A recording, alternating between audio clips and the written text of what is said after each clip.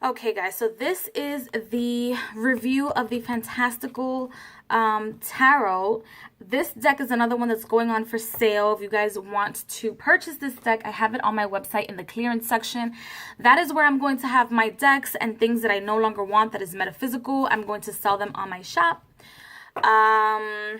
Because I love how I created my shop. So, these are the backs of the cards. This deck is out of print. I think this is a U.S. Games. It is. It's a U.S. Game publication of 1999. It is out of print, so sometimes it is difficult to find out of print decks. But if they're underrated, which I feel like this deck is a little underrated, you can still find them. However, the reason why I'm selling this deck is not because it's not a beautiful deck or because I don't connect with it. I had like an extreme connection when I first started using it, and then it was just like love lost. Like it just doesn't. I wanted it to give me some sort of connection. Well, I'm going to show you guys the cards.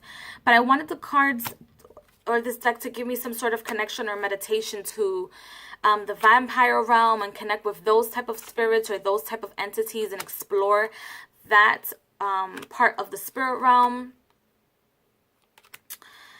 This deck is very much like the Vampires Tarot, which is small and it's like black, white, red, and yeah, like black, white, red, and I think a little bit of gray. But this one has a little bit more color and it's older. It is a Rider-Waite-Smith clone. It has Rider-Waite-Smith imagery. I don't consider it a whitewash deck because this deck is regarding vampires, if I'm not mistaken. Or other worldly people. The numbers on the deck are written out. So the 5 is written out as 5. It has wonderful colors and it reads beautifully. Honest to God, it reads beautifully.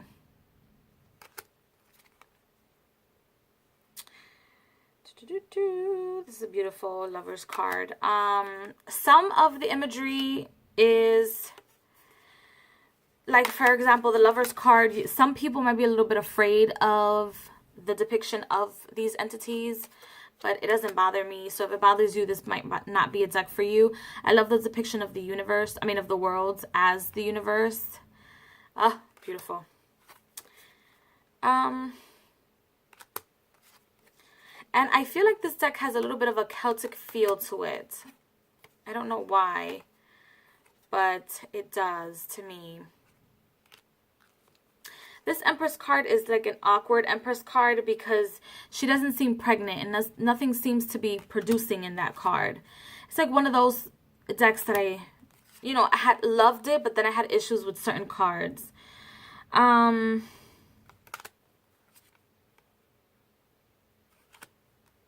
And some of the cards are like pip cards or pip style, like this one. And most of them don't have expression on their face. So you can do whatever you want or feel whatever you want. Because some of these, some of these depictions don't have faces. I don't know the real history behind this deck or why it was created. But to me, it had like a vampire feel to it. I tried sleeping with it under my pillow. And I did have an experience, but I feel like I hyped myself up so much for this deck. And of course, the light came off. And I feel like I hyped myself up so much for the deck that I kind of like disappointed myself. Let's see. So this is also a strange justice card for me because it seems more of a defeat or a feeling of defeat to me. It's a beautiful Two of Wands.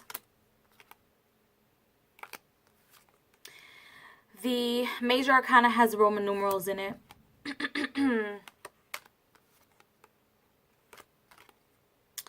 And they're easy to shuffle. They're not so big, not so small. I know some of you all would like to have like a double, like a backup deck. Some people. This is also a good deck for collections, or if you're a collector such as myself. However, I use my decks no matter how old. Like there's nudity. That's another weird picture. You see how the moon, I hope you guys can see how the moon looks like a weird face. It's weird. But yeah, this deck is a good for collections item or collector's item. And if you ever need money one day, or you just want to sell stuff, this is a good deck to sell. Even though I think I'm selling it for like 40 bucks. Because it is a collector's item in its own rights, but it shouldn't cost so much according to me.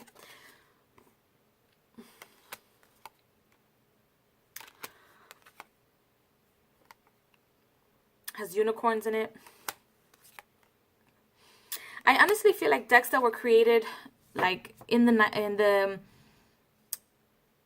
1990s or so were more conscious of diversity. I feel like there are decks that aren't conscious of diversity. I feel like this deck is, which is one of the reasons I want to give it a try as well.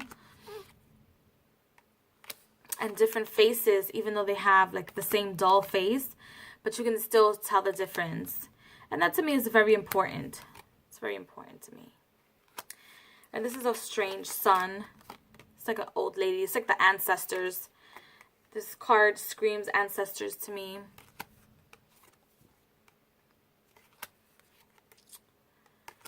So yeah, this is the Fantastical Tarot deck. I'm upset.